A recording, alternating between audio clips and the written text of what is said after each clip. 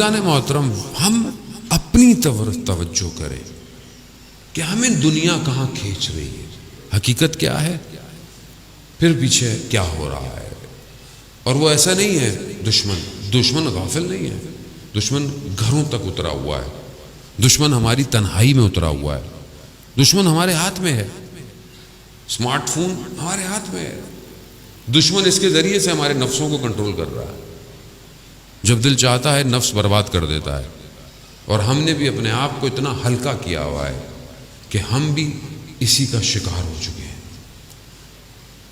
اس کا ہدف ہی یہی ہے کہ یہ جوان تیار نہ ہو، لیکن اگر قرآن پڑھتا ہو، سورہ کہف سمجھتا ہو، تو خدا سے جب توکل کرے گا، خدا کی بارگاہ میں جائے گا، تو خدا اس کے کانوں کو اس دنیا کے شوروں سے بچا دے گا، اسے محفوظ کر دے گا اس دن کے لیے جس کا انتظار ہے۔ لیکن اس کے لیے ظاہر ہے ہم اپنے آپ کو اپنی طرف توجہ دیں کہ ہم کہاں ہیں، میں کہاں ہوں، میں اپنے آپ کو دیکھوں کہ میں دنیا میں کتنا مگن ہوں، میرے لیے دنیا کیا ہے، اور میں کتنا اپنے وقت کے امام سے متصل ہوں، میرے دن اور رات کیسے گزرتے ہیں، میری تنہائی کیسے گزرتی ہے۔ عزیزان محترم، میں ابھی بہرحال جہاں پڑھ کے آ رہا تھا وہاں میں نے بیان کیا حدیث، پوری تو شاید میں نہیں بیان کر پاؤں گا۔ مجلس اور عزاداری یہ ایک مقدمہ ہے ظہور کا۔ جب ہم آتے ہیں سننے تو امام رضا علیہ السلام، اللہم صلی علی محمد امام نے فرمایا، امام شبیب سے جب کہتے ہیں ابن شبیب کہ پہلی چیز گریہ ہے، رونا ہے سید الشہداء پہ، یہ انسان کو پاک کرتا ہے، انسان کو اندر سے طاہر کرتا ہے، اور یہ طہارت آپ کو پھر آگے لے کے جائے گی، کیونکہ جن کے پاس ہم نے جانا ہے خدا نے نجاست کو ان سے دور کیا ہوا ہے۔ نجاست نہیں جا سکتی، تو پہلے طاہر ہونا ہے، پاک ہونا ہے۔ کیسے پاک ہوں؟ کہا کہ جو بکا کرتا ہے سید الشہداء پہ، خدا اس کے گناہ کبیرہ اور صغیرہ کو معاف کر دیتا ہے، معاف کر دیتا ہے۔ حدیث ہے، امام فرما رہے ہیں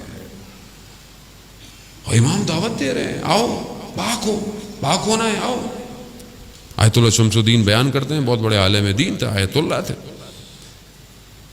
انہوں نے ایک دن اپنے شاگرد سے کہا، جو ان کا خاص شاگرد تھا، کہا کچھ طالب علموں کو، 40 طالب علموں کو لے کر آؤ۔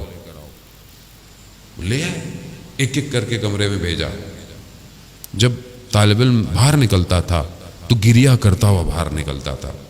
جب سب ایسے ہوتے انہوں نے پوچھا ماجرا کیا ہے، اندر کیا ہے؟ کہا کہ جب ہم اندر جاتے ہیں تو اتنے بڑے آیت اللہ ہیں، اتنے بڑے عالم دین ہیں، ایک رومال ہاتھ میں ہے، اور کہتے ہیں امام حسین کا نام لیتے ہیں اور کہتے ہیں کہ امام حسین پر گریہ کرو، اور جب ہم گریہ ہوتے ہیں تو اس رومال سے آنسوؤں کو صاف کرتے ہیں اور کہتے ہیں کہ یہی میں اپنی قبر میں لے کے جانا چاہتا ہوں۔ ایک گریہ، ایک آنسو، عزیزان محترم، خوب یہ انسان کو پاک کرتا ہے۔ یہ جب پاک ہوں گے تو آپ کیوں گناہ کریں گے باہر جا کے؟ جو آنکھ امام حسین پر روتی ہو وہ آنکھ گناہ کرے گی؟ وہ آنکھ کیسے گناہ کرے گی؟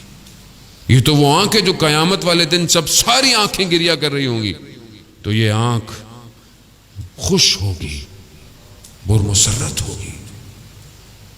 تو ہم پہلی شرط بقا، جو ہمیں محنت نہیں کرنی پڑتی ہے، یعنی ہم کوئی محنت نہیں کرتے پورا سال۔ ہوتا ہے نا کہ انسان 40 دن کو عبادت کرے تو پھر کسی کمال پہ پہنچتا ہے، نہیں، ہم تو یہاں آتے ہیں، امام کا نام آتا ہے، ہماری آنکھ میں آنسو آ جاتا ہے۔ کیوں؟ امام نے کربلا میں کمال کیا ہے،